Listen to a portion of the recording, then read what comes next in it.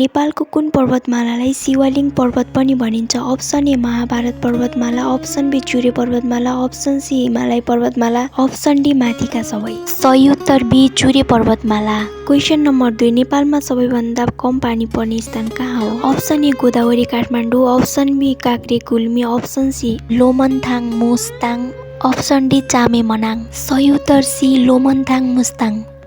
Question number 3, Bahrakune Tal कुन जिल्लामा पर्दछ? Option A Bardiya, option B Dang, option C Kanchanpur, option D Doti. सही उत्तर option B Dang. Question number 4, शिशिर ऋतुमा कुन कुन महिना पर्दछन्?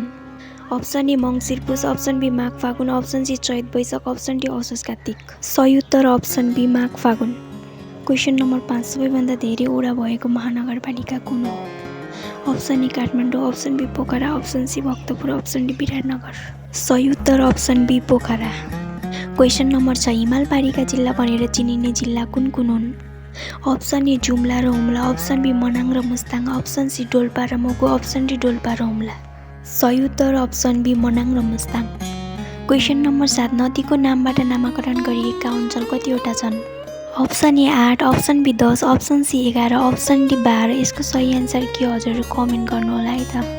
यस्ता जिके र एक्जाम तयारीका भिडियो हेर्न च्यानल सब्सक्राइब गर्न नबिर्सनुहोला। अब हामी अर्को भिडियोमा भेटौँला है त।